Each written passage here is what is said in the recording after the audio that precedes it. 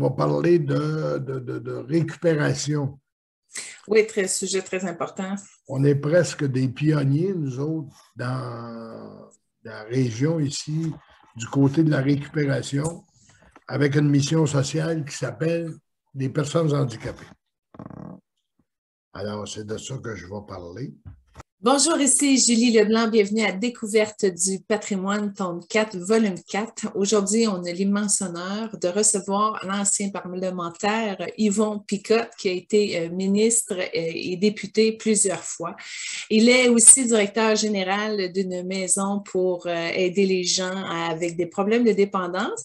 Il s'occupe aussi du Festival de la Galette de Louisville en tant que président. Et aujourd'hui, on s'entretient dans ses fonctions d'homme, c'est dur à dire. Yvon Picotte, bonjour. Bonjour, ça va bien? Bien, merci, vous?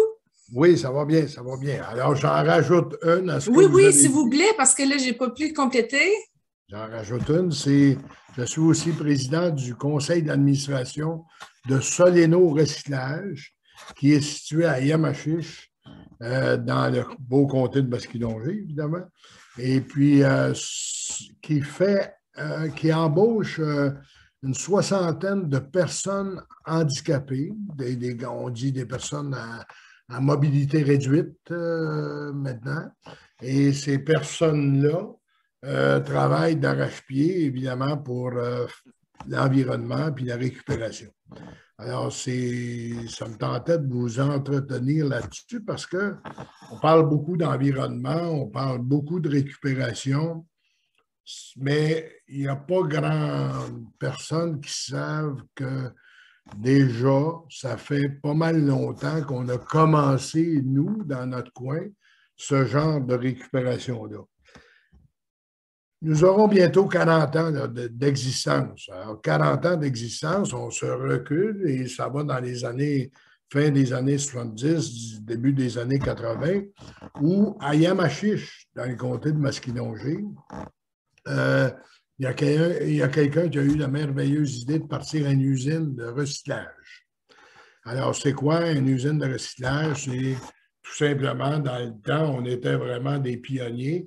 Il y en avait quelques-uns, on n'était pas les premiers, mais il y avait M. Maurice, entre autres, une figure bien connue dans les Bois-Francs, qui avait commencé ce genre de travail-là.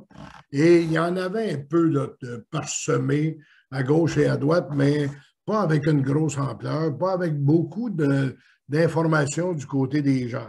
Les gens ne connaissaient pas le recyclage.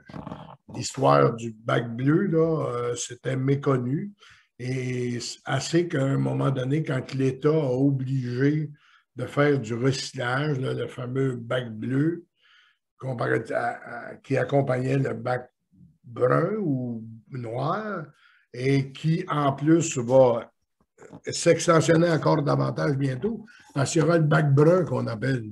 Bac brun, Nous, ça fait longtemps qu'on l'a, le bac brun. Oui, vous autres, mais il n'est pas étendu partout à travers le Québec. Ah, ça, c'est spécial, ça. Oui, bien, c'est parce que ça dépend jusqu'à quel point les gens sont prêts, parce que c'est fait en collaboration avec les municipalités. Alors, du côté du bac brun, on était un petit peu en retard, mais on a été des précurseurs du côté du bac bleu, hein, à Yamachiche. Alors, il y avait quelqu'un qui avait pensé qu'à un moment donné, on pouvait utiliser nos personnes à mobilité réduite.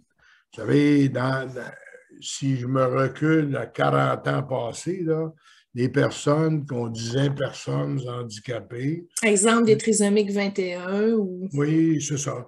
Et c'était des gens qui vivaient avec un chèque de ce qu'on appelle un chèque, pas d'aide sociale, mais un chèque de nécessiteux. Dans le temps, ça a commencé un peu comme ça.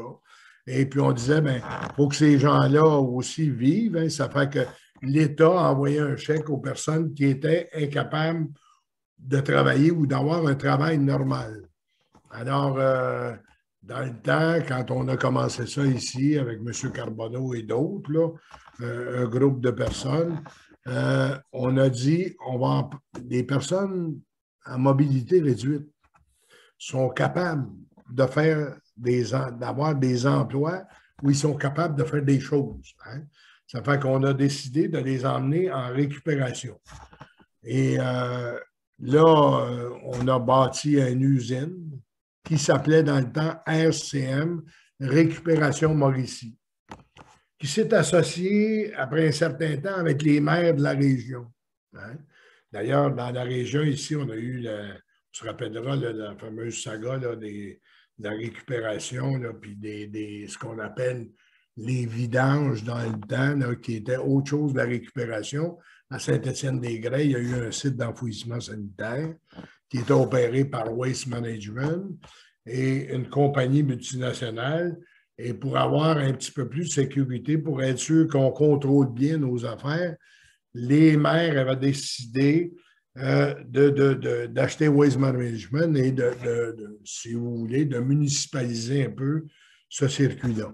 Donc, on a chez nous RCM, RCM s'occupe à la fois de récupération en compagnie des maires de la région pour tâcher de ne pas tout envoyer au vidange, de ne pas tout envoyer. Là, il y a des choses qu'on pouvait récupérer puis faire des choses avec ça, faire des matériaux avec ça. Alors, RCM est venu au monde. On engage bon an, mal an depuis à peu près 40 ans, là, entre 50 et 100 personnes, des personnes à mobilité réduite pour faire de la récupération. Évidemment, ils sont capables de faire bien des choses, le tri, entre autres, hein.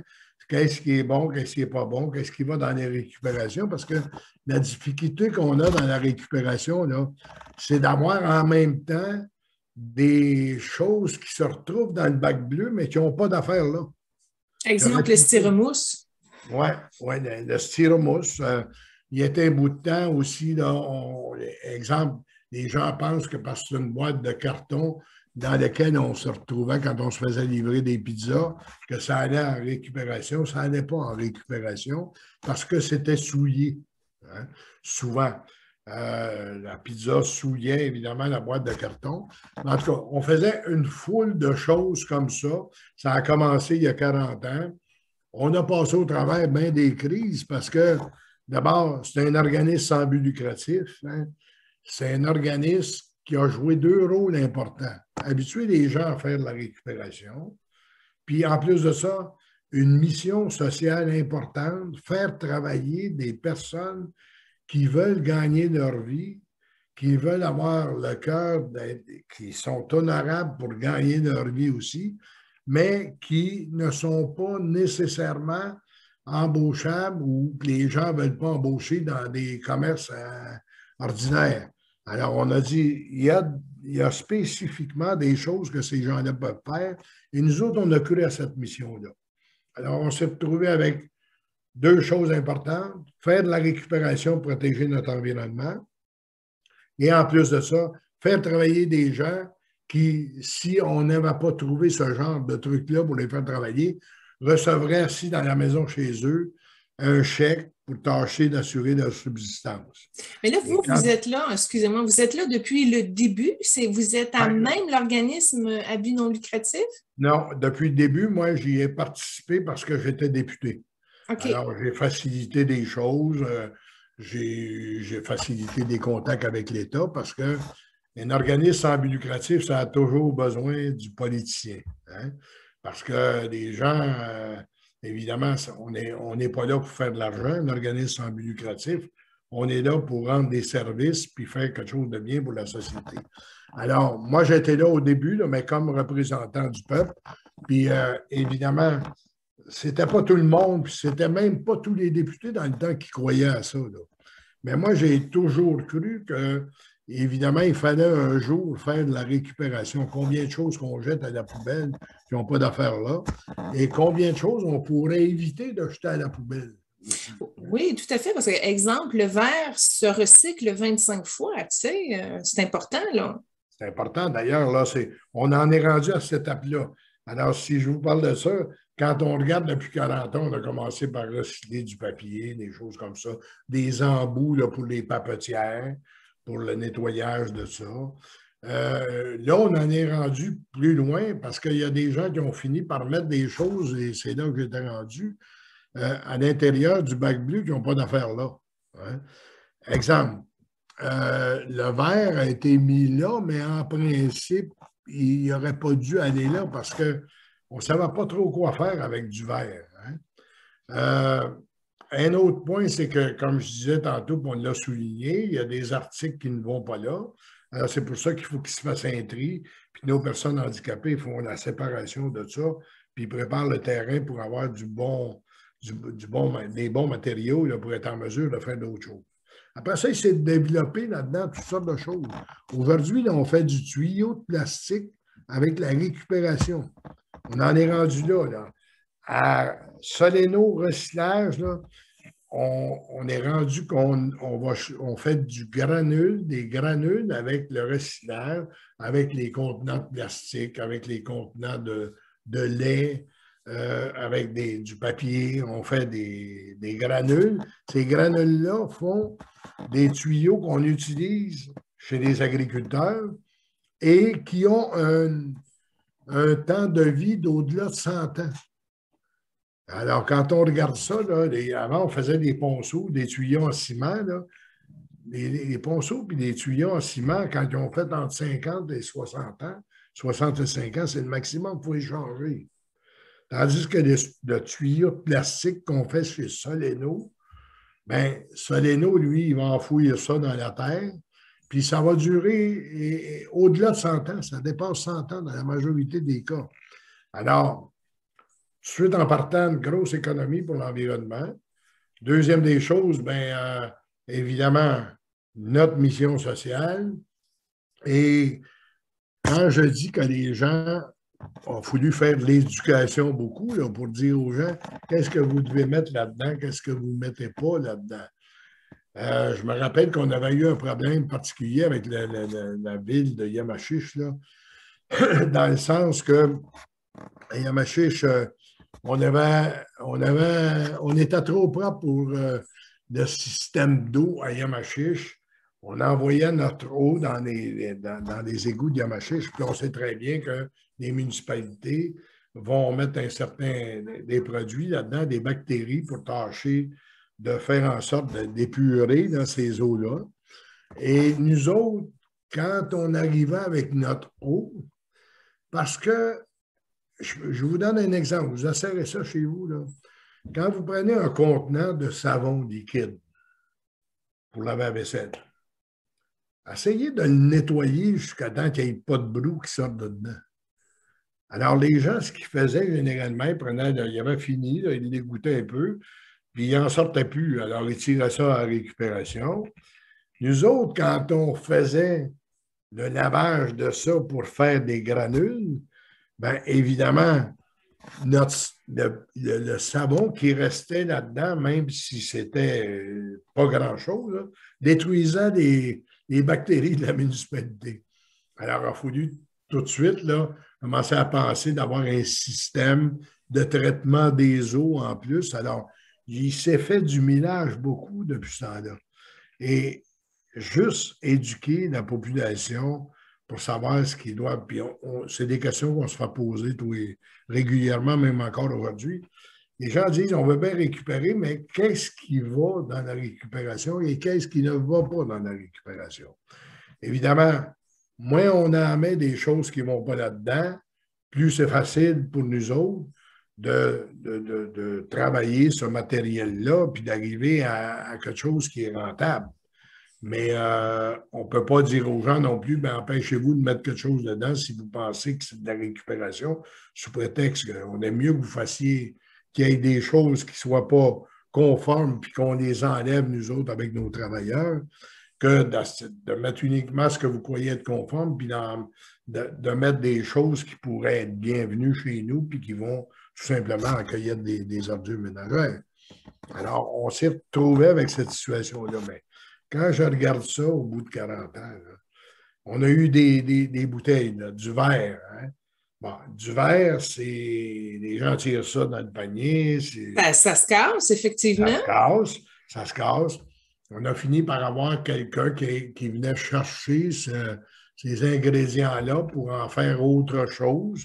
Et là, le gouvernement est rendu, après 40 ans, là, non seulement on a rajouté le compost depuis ce temps-là, Mais on a rajouté aussi, hein, on est en train de rajouter, là, qu'est-ce qu'on fait avec nos bouteilles? Hein? Le recyclage des bouteilles. Alors, on voit là, que ça a été décidé par le gouvernement.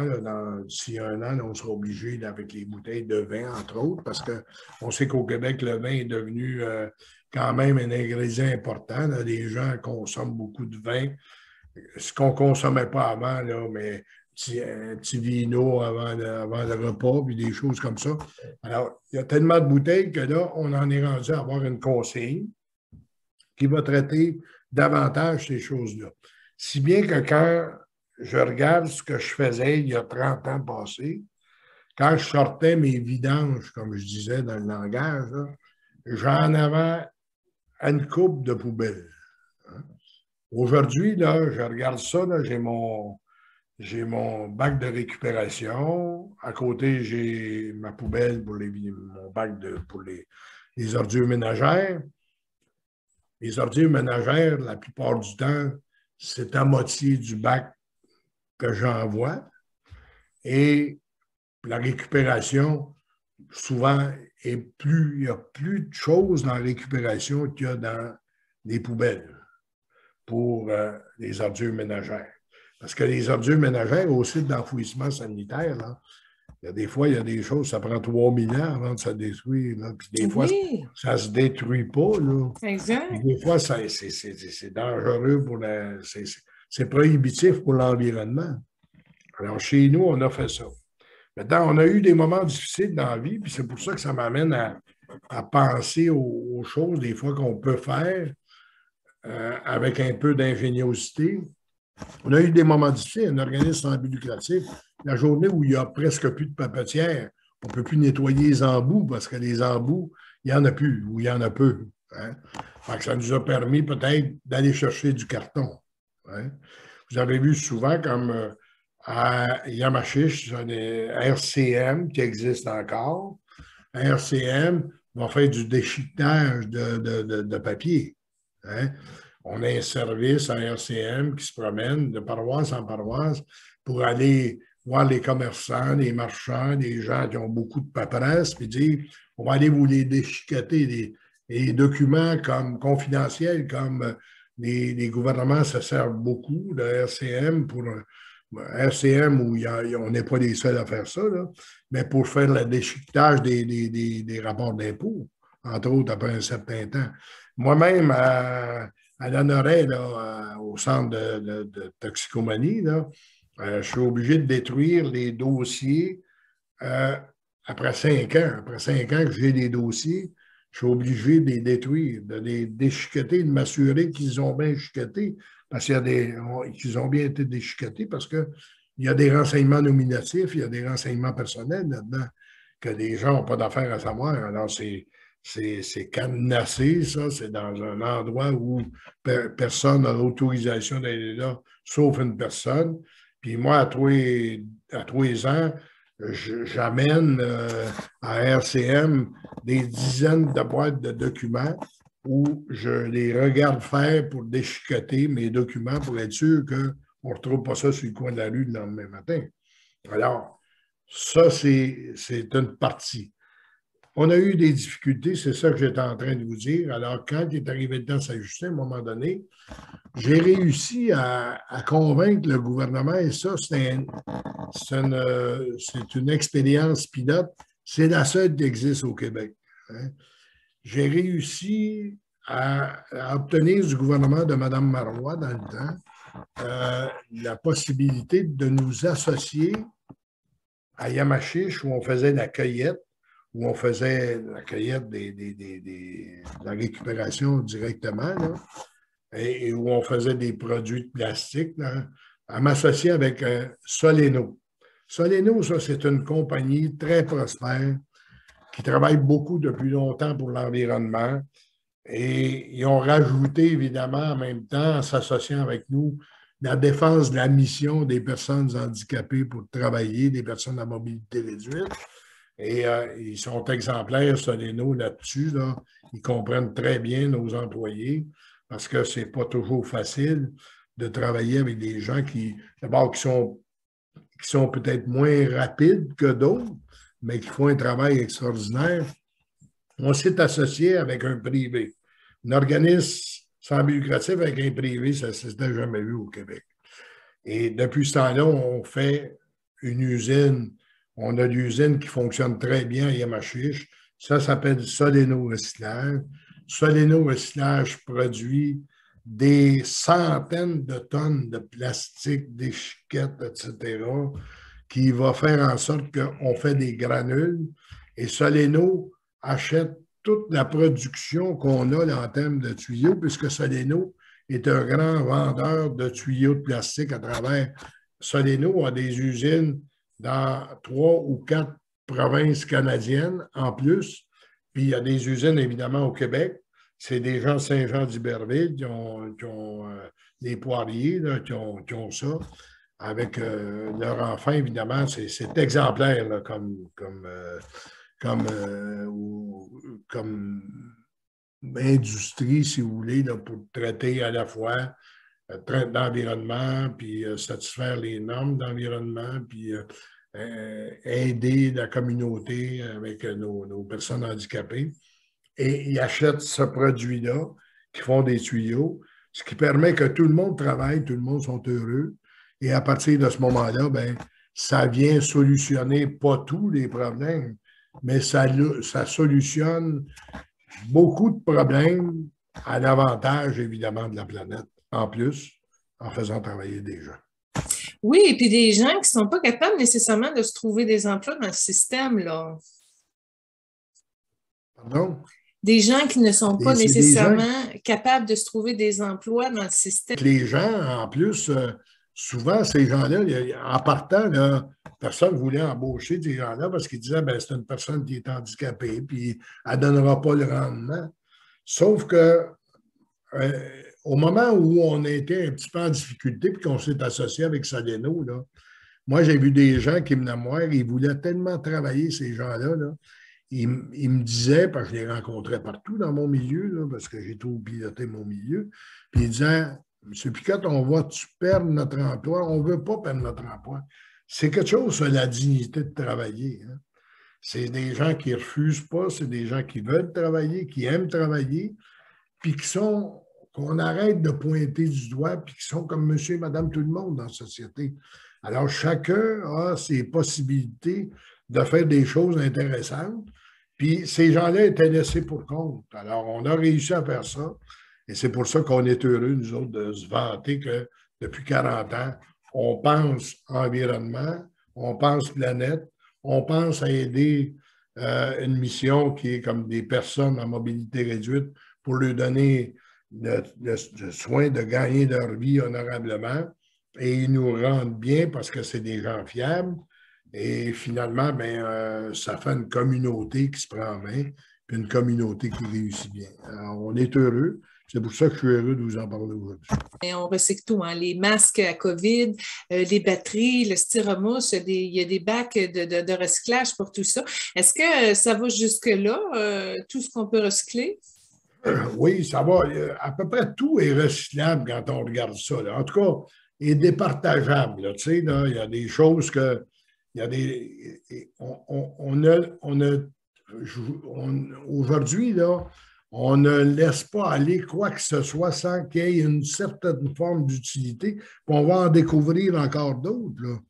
Moi, je me rappelle quand j'étais petit gars, là, je restais juste en arrière, en avant de la rivière du Loup. Là. En arrière de chez nous, c'était la grande rivière du Loup. Hein. Tout le monde allait acheter leur vidange dans la rivière. Aïe, aïe. Pas des faces. Hein?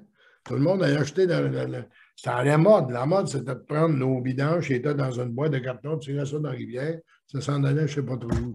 On se surprend aujourd'hui que la planète soit malade un peu, mais ça fait bien des décennies qu'on a fait ça. Alors, quand on regarde ça, quel progrès énorme, puis quelle chance on a de participer à faire en sorte d'avoir une meilleure qualité de vie.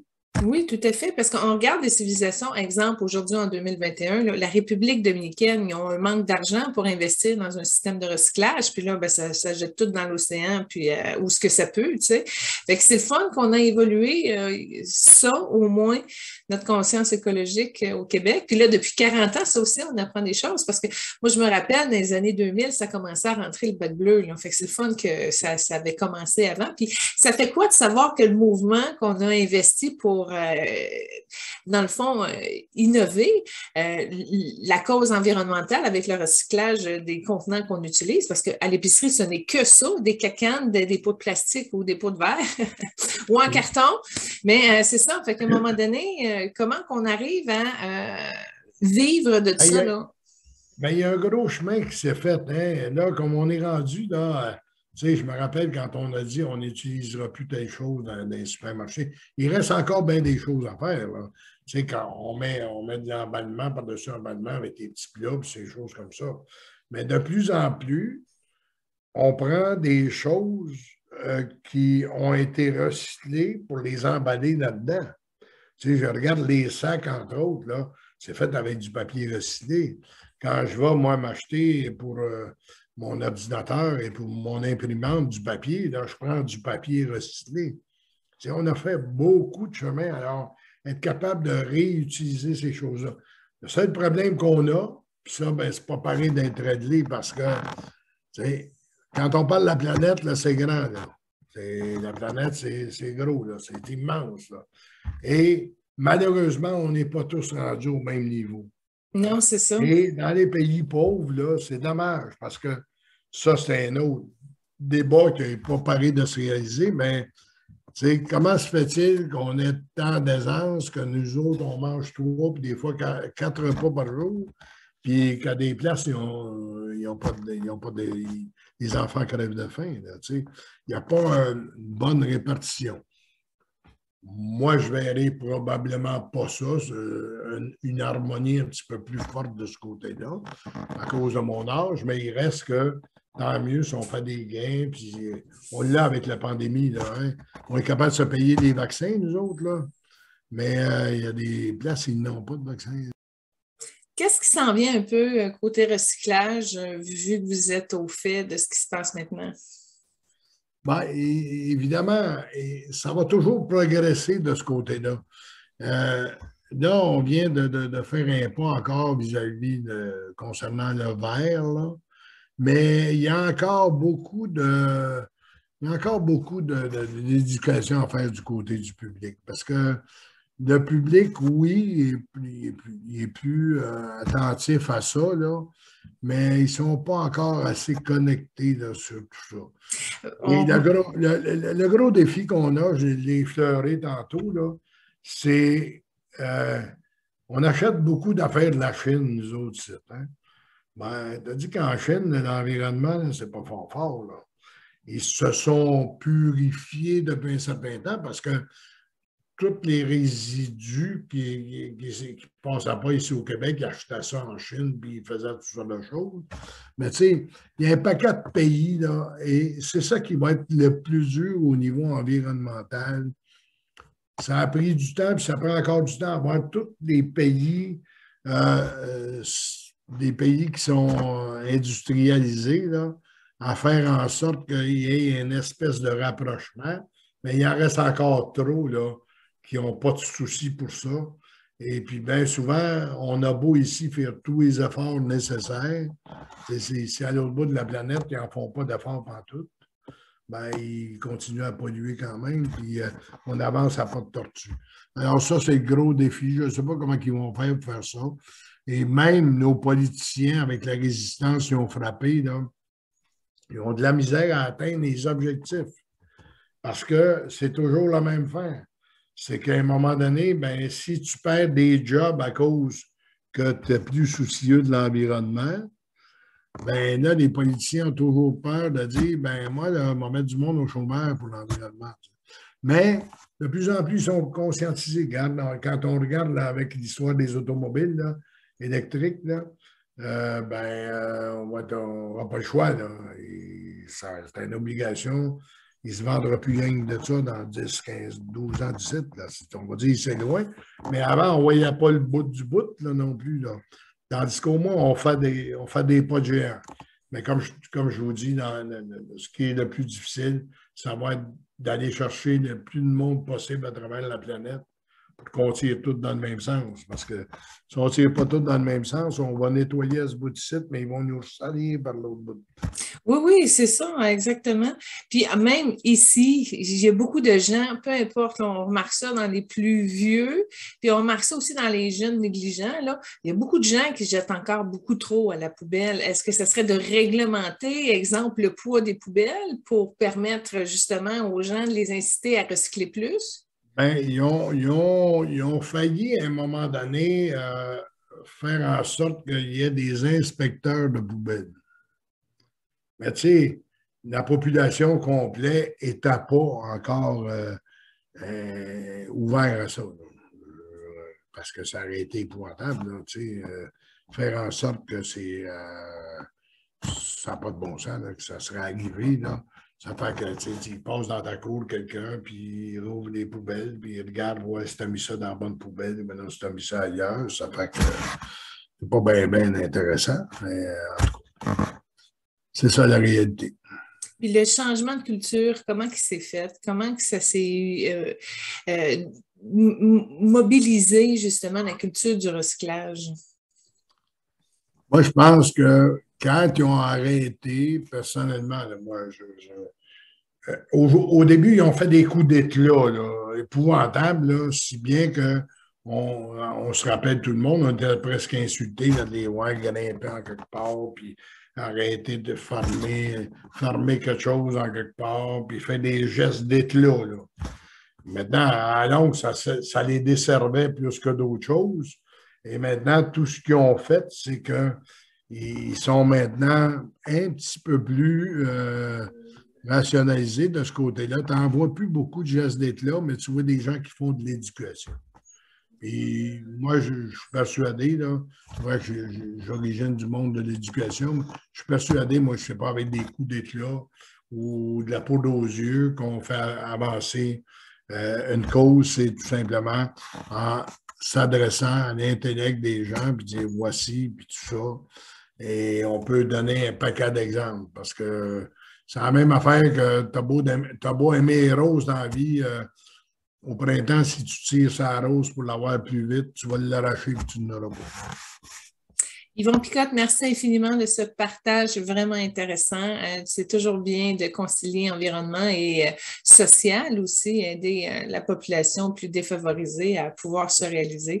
Vous êtes un chef d'orchestre hors pair de toutes les combinaisons de temps, de passion, de dévotion, de qui vous êtes, que vous partagez comme ça dans votre secteur. C'est grandiose. Vous êtes une personne très inspirante et surtout très impliquée parce que vous êtes né en 1941. Fait que vous auriez pu décider de vous bercer sur le Porsche. Ah oui, mais je ne veux pas me bercer. Je vais me bercer après, quand j'aurai 100 ans et plus. Ben Parce oui. que au cimetière, on va avoir le temps de se bercer pas mal longtemps. Là. Mais là, parlez-nous un petit peu du Festival de la Galette. Il n'y en a pas eu cette année, ni l'année passée à cause de la COVID? Il va en avoir, mais ce n'est pas un vrai festival de la galette. OK.